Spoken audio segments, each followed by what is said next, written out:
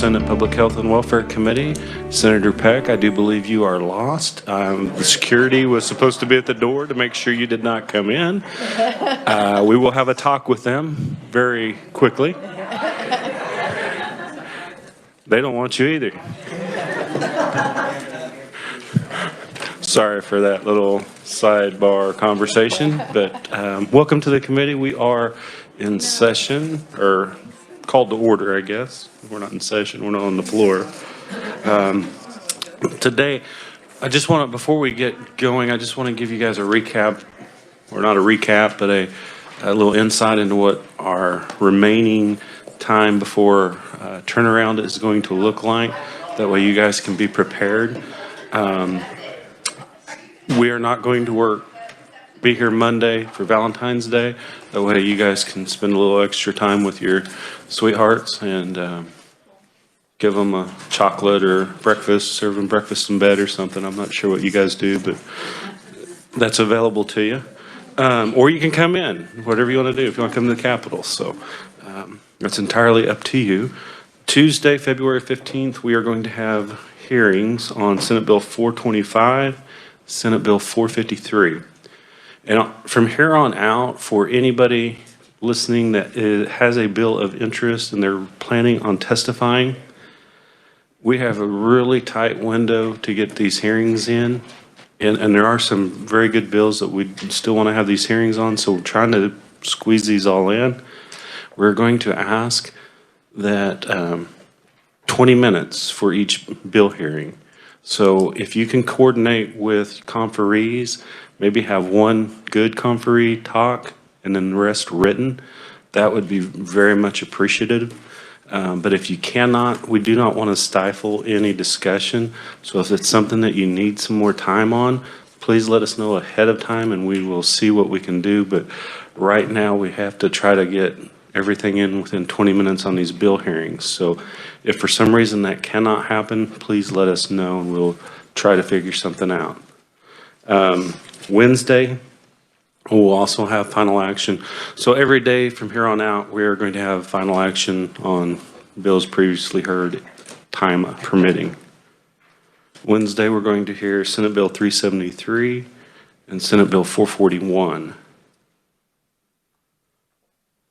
Thursday, Senate Bill 407 and Senate Bill 440. And then Friday, we'll be meeting on call of the chair, and I am anticipating doing stuff on Friday. Which brings me back to this Friday coming up. We changed the calendar. I don't know if everybody got to see the change or was able to see the change, but we changed it to meeting on call of the chair. I am anticipating working Friday to try to work bills that we have heard, because we're trying to get everything wrapped up before turnaround, because the 21st, a week from Monday, is our last day to have hearings and work bills for this chamber. So with that, again, I just want to reiterate and stress that if you have a bill that is being heard from here on out, please let us know if 20 minutes isn't going to be long enough, and that's for proponents, opponents, and neutrals. So if we have 5, we're going to divide by 20 minutes, so that will be your time. So just for example, so if that is an issue, please let us know, and we'll try to see what we can do. So without further ado, we are going to turn our attention to the hearing on Senate Bill 387 and open up that hearing. And with us to give the bill overview is, with the revisor's office, is Jenna Moyer. Jenna?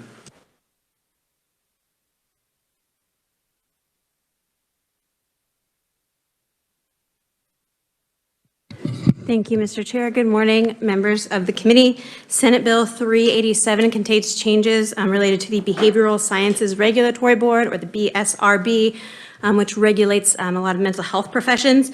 The first change in Section 1 amends KSA 656306, which is related to baccalaureate social workers. And on page 2 of the bill, it adds that as part of the graduate level supervised clinical practicum, that additional postgraduate supervised experience as determined by the board can count towards that supervised professional experience. There's also a little bit of cleanup just throughout the bill, the typical ones that you see in bills. Section 2 relates to licensure as an addiction counselor in KSA 656610, and it would allow currently licensed either master's level or clinical level mental health professionals such as social work, master's level social workers, professional counselors, clinical professional counselors, marriage and family therapists, and psychologists, psychotherapists, et cetera, to take the addiction counselor examination so that those master's and clinical level mental health professionals could also become addiction counselors without having to go through additional educational training if they can pass that test. Section 3 amends KSA 745318, which relates to psychologist continuing education. And as part of all of the many hours of continuing education required for that profession, it would add 3 hours related to diversity, equity, and inclusion. And if a continuing education were to relate to that diversity, education, and inclusion, and also fulfill the requirements related to professional ethics or diagnosis and treatment, that those hours could dual count. So if continuing education had both of those elements, it could count towards both without having to do the additional hours. And with that, I'll be happy to answer any questions. Jenna, thank you for that explanation. Committee, we have questions. Senator Petty? Jenna, this bill, how does this change what we did, I think, with last year, just the year before dealing with social workers? Yes, and so I think, David, if I can talk a little bit more about this, but that language about the additional postgraduate experience in Section 1 was stricken, and he can talk a little bit more about why that it should be brought back. So the only change related to what we did last year is bringing back that language about additional postgraduate supervised experience, which was struck in the conference committee report. Thank you. Committee, do we have any further questions for Jenna?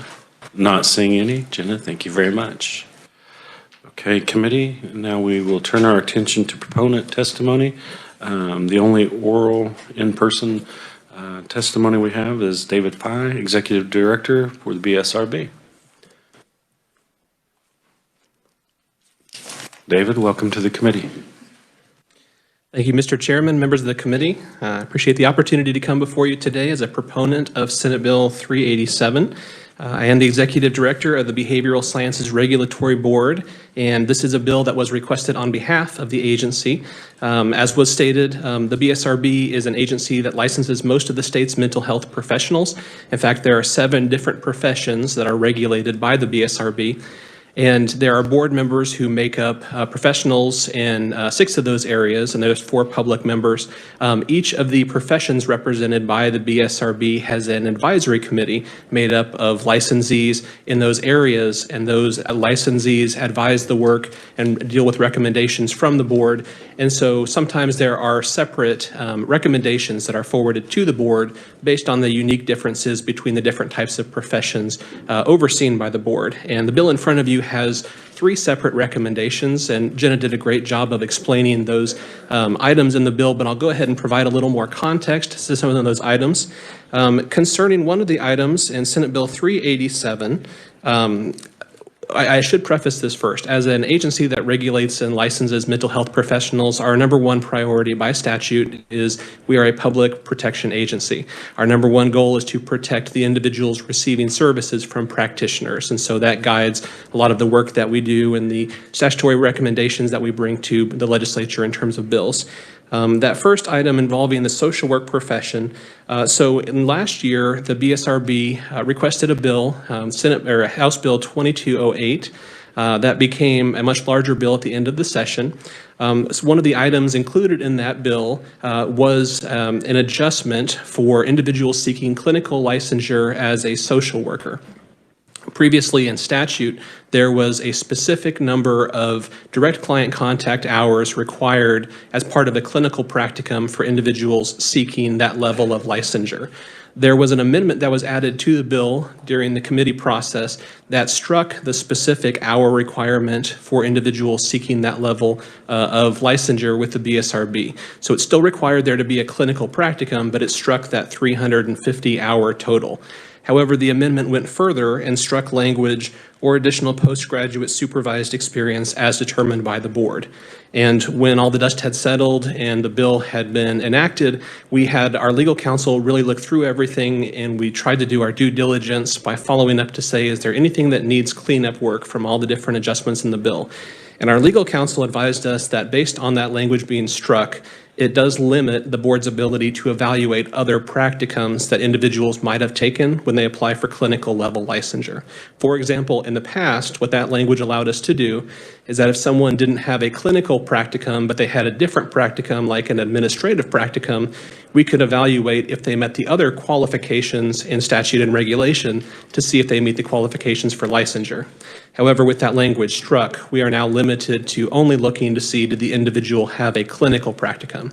And we don't believe that the intent of the amendment was to be limiting in this way, but that's the practical effect. So we would ask that you add back that language or additional postgraduate supervised experience as determined by the board to allow the board the flexibility to establish those standards and rules and regulations and to allow more individuals to be able to apply for licensure as a clinical level social worker. The next item involved in section 2, pages 4 through 7, involves the addiction counselor profession. So currently in statute, if you have a master's degree or higher, for most of the professions overseen by the BSRB, if you have a master's level license or a clinical level license, you are able to use that standing as part of the requirements to take the examination to become a master's level addiction counselor. We have had requests from individuals who have requested the ability to take the lower level license, the licensed addiction counselor examination, to become a licensed addiction counselor. But we do not have the statutory flexibility to allow them to do that, in part because it's a different examination. And so currently we do have the ability to let individuals use their master's level license or higher to take the master's level addiction counselor examination. And we would ask that you add this language to permit these individuals to take the lower level license examination if they choose to do so. We think that will allow individuals to become licensed as addiction counselors more quickly, enable more individuals in Kansas to receive services, and that there will not be a cost in terms of public protection to the individuals receiving those services. The next item is on section 3, and that's on page 7. As I mentioned, there are unique professions overseen by the board, and one of the professions overseen by the board is the licensed psychology profession. And the board submitted in legislation here a recommendation to that within the 50 continuing education hours for licensed psychologists that they must do every 2 years, there is currently a requirement that of those 50 hours, 3 hours would be in ethics and 6 hours would be in diagnosis and treatment. The remaining 41 hours could be in whatever categories they might choose to pursue. There was a recommendation by the board to require 3 hours in continuing education in the areas of diversity, equity, and inclusion. And as Jenna mentioned, there would also be language to allow individuals that if they obtain 3 hours in diversity, equity, and inclusion, would that also involve ethics, they could use those 3 hours to satisfy both requirements, or within the 6 hours of diagnosis and treatment, if they had 3 hours that involved the topics of diversity, equity, and inclusion, that would also satisfy that. So it's not a requirement of 3 hours on top of the 50 they already receive. It just designates more of those hours to be in a certain category. But if they involve a topic that counts for both, then they could use the remaining 41 hours in whatever categories they might choose. I've included some information here in terms of why the board recommended that change. The board's recommendation is consistent with the request that we received from representatives from the Kansas Psychological Association. We had the president of KPA, as well as the chair of the Diversity Council, come to speak to the advisory committee for licensed psychology, requesting continuing education hour requirement in these areas. We also wanted to highlight that there is a trend of states moving in this direction. We've highlighted 9 states there that currently require some continuing education for licensed psychologists. In cultural areas or diversity areas, or they have different language for some of the states, but they're all involving this main topic. And then also we reached out to the American Psychological Association of State and Provincial Psychology Boards to determine if other states were pursuing similar measures, and we received information that 5 states, and those are listed there, have either recently enacted legislation on this topic or were pursuing regulations in that area. And so we believe that this requirement will better enable licensed psychologists to be able to provide care to diverse groups of individuals that they treat, and it will not be at a cost of public protection. And so, Mr. Chairman, with that, I will go ahead and wrap up my testimony and stand for questions if you have any questions on these items recommended by the board. David, thank you very much for your testimony. Committee, do we have questions for David? Senator O'Shea? Thank you, Mr. Chair. I'd love to know a little bit more about what's being taught in the diversity, equity, and inclusion courses. Thank you. Sure. So currently, some of the continuing education courses that are being offered for licensed psychologists are basically an option that they can choose to take within the 50 hours that are required. We did get some information from the American Psychological Association involving the Commission on Accreditation that does stress the importance of cultural and individual diversity and also training in multicultural concepts. And then we also looked into the APA 2017 Multicultural Guidelines, which also supports training in these areas to allow psychologists to better understand the diverse groups of individuals that they are receiving care for. In terms of a specific definition of the diversity, equity, and inclusion requirement, that is something that would really be fleshed out during the rules and regulations process, as the advisory committee would work with the board to really get a good definition of those terms. But I can tell you the preliminary conversations is that the definition would be closely linked to some of these requirements or the guidelines recommended by the APA. But the board also wished that these would be broadly defined too, because under the area of diversity, there might be some categories that individuals would immediately think about, such as race or sex or gender or things like that. But in some of the conversations were that areas of diversity in terms of treating individuals in Kansas could be a bit more broad. For example, there's a certain number of individuals who have a military background, and providing services to those individuals might be different than providing individuals who don't have the military experience. Or individuals in a rural setting, such as farmers, might have different concerns or different things that they might need support for or assistance with. And so it's all about, in a big picture sense, it's about enabling the psychologists to better understand the unique differences and be able to provide support in different ways.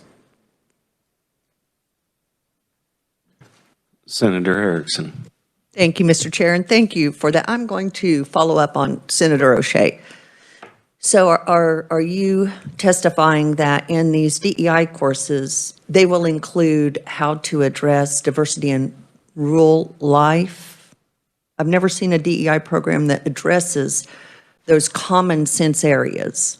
And do we need a program to address the uniqueness of those? For example, and to piggyback on that as well, can you describe the concepts of DEI and if that's what you're proposing in these trainings? So the requirement would be to require 3 continuing education hours every 2 years in these areas. The item that the individual might pursue the training in could involve a broad range of topics. And so I may have misspoke on that topic, but essentially it would open up the window for individuals to receive training as it relates to interacting with individuals from different races or, like I said before, individuals from rural areas. So it's not a specific requirement that they have training in one specific area, but it would require the training in a diverse group of possible options for them. Follow up, if I may, Mr. Chair. Do you know of any DEI program that, because that sounds like it makes perfect sense, but do you know of any DEI program that actually does that? And again, can you tell me what the concepts, the core concepts of DEI are? For example, the core concepts of DEI in formal training programs, as you're describing, are systemic racism, power, privilege, and intersectionality. So are those the concepts that you're saying you want us to approve for your program? Well, in some of the documentation that I've been reviewing from the APA, it talks about trainings in terms of understanding how the personal cultural history, attitudes, and bias may affect how the person understands and interacts with people from different from themselves. Current theoretical and empirical knowledge based on as it relates to addressing diversity in all professional activities, and integrating awareness and knowledge of individual and cultural differences in the conduct of professional roles. So I think it's sort of a broader topic. In terms of the availability of programs addressing those issues, I did do a search to look, in terms of, is this training currently available? If this was a requirement that put into place, and I should clarify this too, should the legislation be enacted, the next step would be for the definition of this term to go through the rules and regulations process. And licensed psychologists are licensed every 2 years, or that's when their renewal period is. They always renew in June of even-numbered years. And so we would work to determine a definition in those areas. But I did look to see, is this training available right now? And there is training in these cultural areas. I found about 30 different trainings that would involve continuing education in the area of diversity. I expect that if this is enacted, adding that new requirement will motivate other individuals to offer additional trainings. And so I hope that answers your question. If I didn't answer your question specifically, please let me know and I can follow up. Thank you, Mr. Chair. I have a lot more I could say about this, but for the sake of time, I'll save that for later. Thank you. Senator Gossage.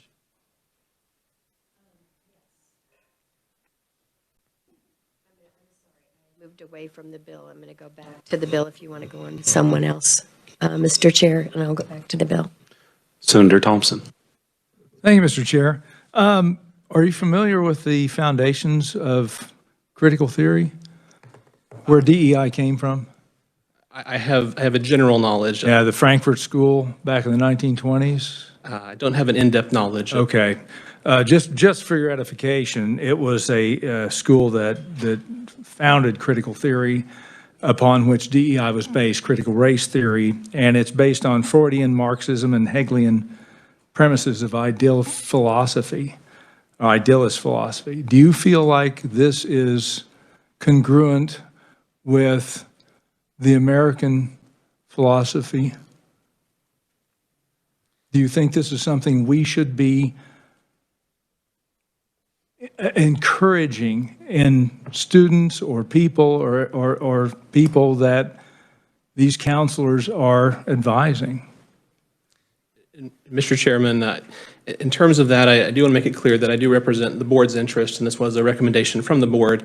But I believe I can say that based on the discussions of the board on that topic, at its core, the board wanted to recommend this broadly defined recommendation to assist professionals and better helping the people that they serve. And so they feel like this is the proper path ahead. For the licensed psychology profession, that was their recommendation. I believe, like I said, they've had the definition broadly defined as what they intended it to be. But I believe that they believe this would provide better public protection for the citizens of Kansas. Thank you. Senator Gossage. Thank you, Mr. Chair. My question is about line 20 on page 4, where it says, is currently licensed in Kansas by the board. I'm just trying to find, and maybe this is more of a question for Jenna, the continuity as it flows down, begins up with section 2, and says an applicant for licensure as an addiction counselor shall furnish evidence that the applicant, and then it goes on to describe what they must have to be an addiction counselor. Am I understanding that correctly? So 1 is 21 years of age, 2 has completed a baccalaureate degree, B has a baccalaureate degree from a college or university, C is currently licensed in Kansas, D is currently licensed in Kansas by the board as a master. It almost sounds like these should be or, and or. The way I read it, it's like they need to have all of these things. Jenna. Thank you, Mr. Chair. Jenna Moyer, Office of Revisor Statutes. And the way that list works is the 1, 2, 3, 4, and 5 are all requirements, and then that 2A through D is a list. So in order to fulfill the requirements of 2, you would have to do A, B, and C, or D. So if you are getting a licensure, the D is an additional option. It's not in addition to the requirements of A, B, and C, but you would still have to be 21 years of age, pay the fee, merit the public trust, the other requirements. And so it's just an additional option instead of getting the baccalaureate degree as an addiction counselor, that you take the test instead. And could still be an addiction counselor. Yes. So I missed the little or at the end of C. Now I see that. And then it looks like at the end of D, there is a parenthetical 3, but then we've left in the 3 right after that. Yes, again, Jenna Moyer, Office Revisor Statutes, and it says that the licensees shall be eligible to take the examination required by paragraph 3, and paragraph 3 requires that you pass that examination. Thank you very much, Mr. Chair. Just technical. Thank you. Senator O'Shea. Thank you, Mr. Chair. I think I'm good right now. Senator Holscher. Thank you, Mr. Chair. I just wanted to provide a little clarification. I think there was a little confusion a while ago. The Frankfurt School is affiliated with critical theory, not critical race theory, which is not DEI. So just for a little clarification, it kind of all sounds the same, but it's not. If I may rebut that, Mr. Chairman. Senator Thompson, I do believe that remark was directed to you, so you may respond. I believe it was, that the Frankfurt School was the basis of the foundation of critical theory, which evolved into what is now known as critical race theory. It's well documented. I could give me a little time to do the research and provide the documentation, I could come up with it. But that's where it came from, and it is based in Marxist values, not in American values. And to deny that is to deny what is going on today, and part of the reason that our society is getting so messed up in the way that it is. Critical race theory is founded in those Hegelian and Marxist values that migrated over here from Germany in the 1920s, 1930s. Thank you, Mr. Chair. Senator Gossage. Thank you. And now I'm back on. I was looking at the bill and then reading the letters that or the written testimony. And in the written testimony, not sure if Edward Hunter is in the room, but he said psychologists as a group are highly supportive of efforts at diversity, equity, inclusion within their practice and frequently advocate for a more inclusive representation in all fields in society. So it appears to me that if most psychologists are highly supportive and they want to take this as part of those CEU hours, they certainly could, correct? Without us mandating that they do that. That's correct. They have currently 41 of the 50 hours that could be taken in any categories they choose. And my final question is there any concern among the board or among the body that we are compartmentalizing people as opposed to saying, I need to know how this race is, or I need to know how people in the rural communities feel, which is saying all people in the rural communities feel this way, or all people of one race feel that way. Is there any concern about that at all? If I'm understanding your question correctly, I believe that there is concern about that, and I think additional training can help individuals understand unique differences. I think a little understanding can be damaging at times because it could lead to things like stereotypes. So that's why I think it's in terms of the board's discussion on this topic, I think the board viewed that it would be important for individuals to continue to be receiving training in these areas because of that issue, and that a little understanding could be difficult, but if you continue to learn and you establish more understanding about different groups, that it will help your overall way that you deal with different groups in terms of the diversity issues. Thank you, Mr. Chair. Thank you. Do we have any further? Senator Petty. This is kind of changing in a different area of this bill, but in the section dealing with specifically with the social workers, I just wondered how many social workers would this actually impact? So it's difficult to get a number on that, but I think it would be a small number. We probably have a number of individuals who apply each year, so I probably would say less than 10 per year who would be affected by that social work provision. But I think it would make it unnecessarily difficult with the current statutory language for those individuals. They would need to go ahead and try to obtain a practicum from another university involving a number of hours. And so it's a small number of people it would affect, but it's an important issue, and part of our role as a public protection agency, we wanted to be responsible with the statutes and bring these changes to you as kind of a cleanup method. And also it would affect those individuals trying to become licensed too. And have there actually been any applicants this year? Yes, there have been some applicants already that we've had to indicate there are other requirements that we wouldn't be able to evaluate them as we had before. And you said that's less than 10. Is that less than 5, actually? It is possible that it's less than 5. Thank you. Senator Baumgartner. Thank you, Mr. Chair. I won't belabor the point, but in looking at just going online and seeing what's available for CE credits for psychiatrists or psychologists, I mean, we are looking at some examples are social justice practices and evidence-based clinical care. We hear understanding the psychological effects of racism and oppression, how inequality affects the way we think, live, and die.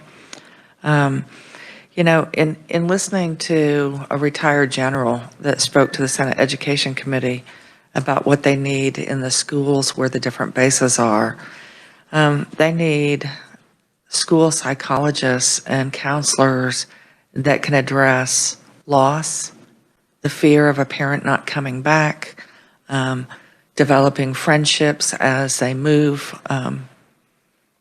Frequently, they indicated that a child that is growing up in a military family, a career military family, might move as many as 7 or 8 times before they finish school.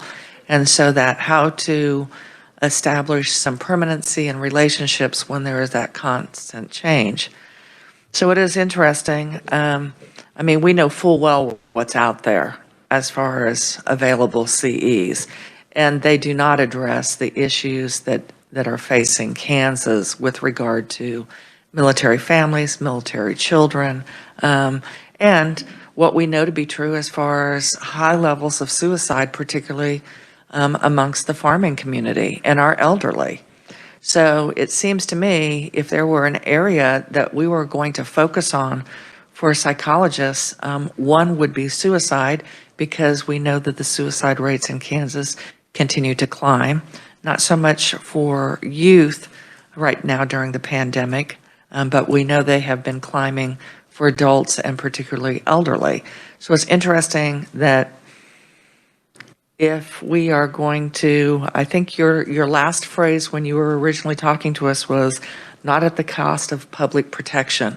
So if we're really going to focus on public protection, I would say that suicide is a major issue for our state, and yet that's not a mandate, but DEI is, at least in this proposal. Thank you, Mr. Chair. Do we have any further questions for the conferee?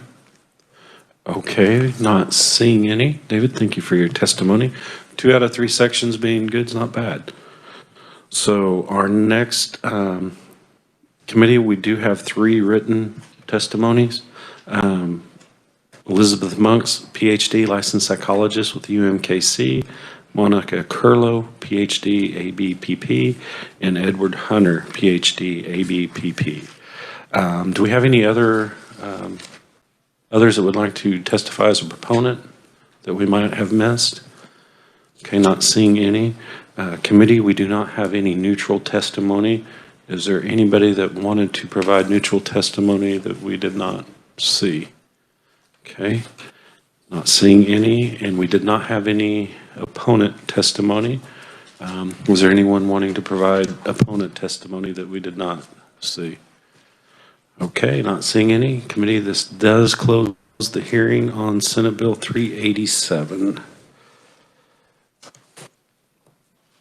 Committee, we do have a few minutes to work at least one bill. So with that, we will pull up Senate Bill 348.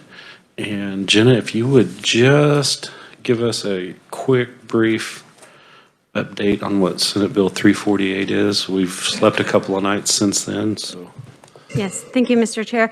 Senate Bill 348 would exempt the practice of threading from the requirements of cosmetology. So if you wanted to practice eyebrow threading, you would not need to receive certification as a cosmetologist, but could instead fulfill the requirements of Section 2 of that bill. Committee, do we have any questions on the bill? Okay, not seeing any. What is the will of the body on Senate Bill 348? Senator Gossage. Mr. Chair, I move that we pass Bill 348 out of committee favorably. Have a motion on the floor by Senator Gossage to pass out Senate Bill 348 favorably for passage, and a second by Senator O'Shea. Do we have any discussion on this motion before we take it to a vote? Okay. Oh, Senator Petty.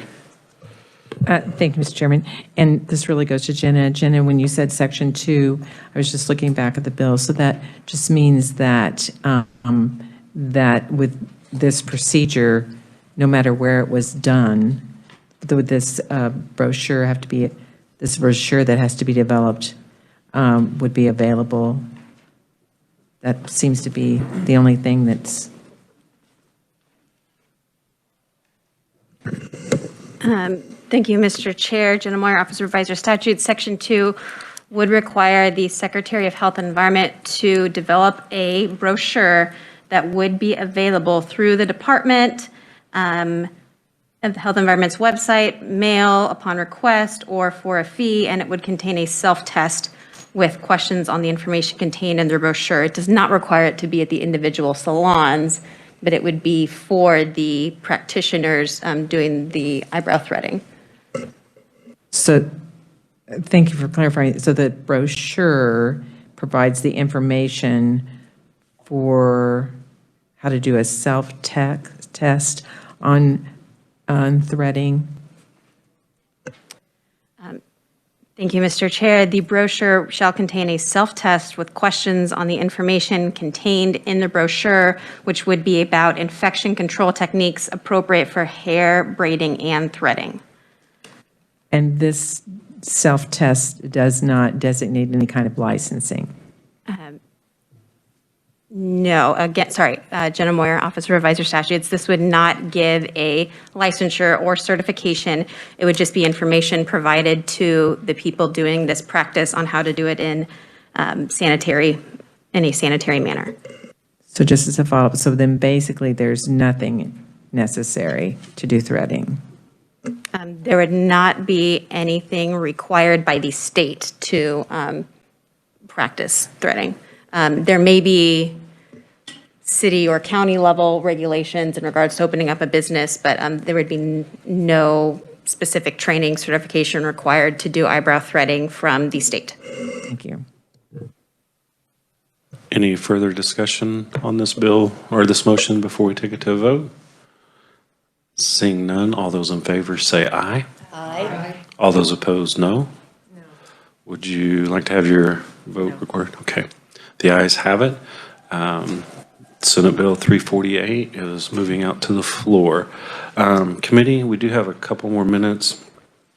There are some other bills I would like to work, but we're still waiting on some amendments to get to the revisor. So I don't want you guys to think the revisor's holding these up. I just know there's amendments working to get to her. So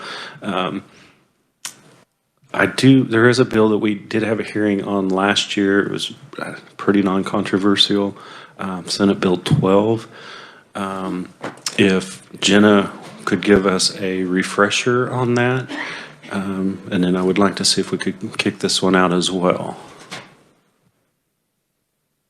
Thank you, Mr. Chair. Jenna Moyer, Office of Revisor of Statutes. Senate Bill 12 is related to the Department for Children and Families, and it's about performance-based contracting.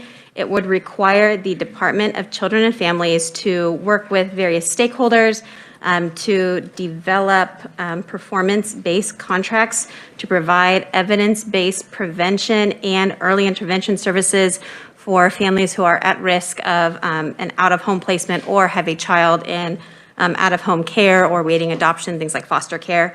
And then the bill goes on to describe what would be in that implementation plan. And in subsection B, it goes through the dates that it would, the plan would have to be developed by, which would need to be amended if we were to work the bill.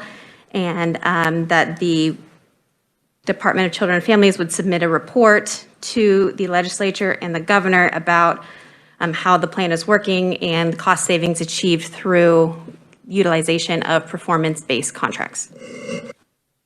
Thank you, Jenna. Committee, has everyone had a chance to, it's a pretty simple bill. Everybody had a chance to review it? Or does anybody need more time to review it? Senator Gossage.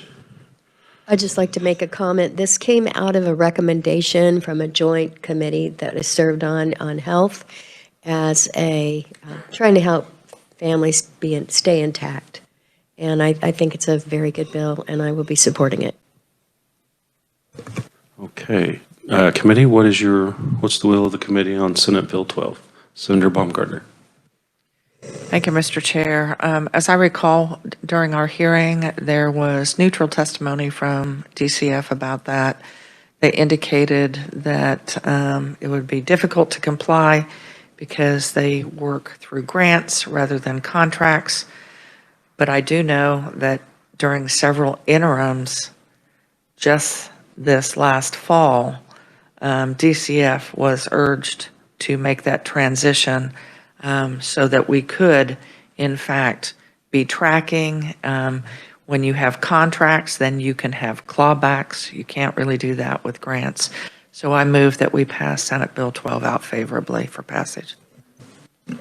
I would just note that there are dates in here that I would prefer be amended because it requires developmentation of a plan by January 31st, 2022, which has already occurred. And so if we could. They should have a plan, but we probably should amend that. So the motion then would be to pass out Senate Bill 12 favorably for passage and giving the reviser the latitude to correct the dates. So it will be an amended bill. So it would pass out as amended. And my intention would just be whatever dates are in the bill, move them forward by 1 year.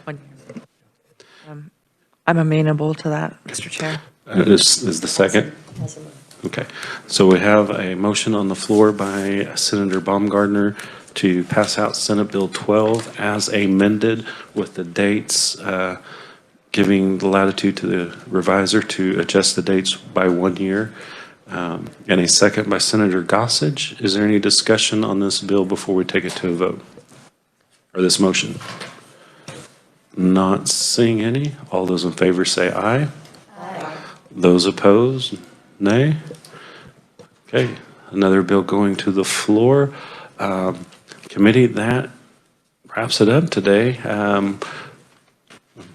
Just look forward for a busy next few days. So thank you very much. Is there anything else that we need to, or we didn't address that we need to? Usually we don't have time to discuss this. We're trying to get out the door. So, okay, not seeing anything further. We are adjourned. Thank you, everybody.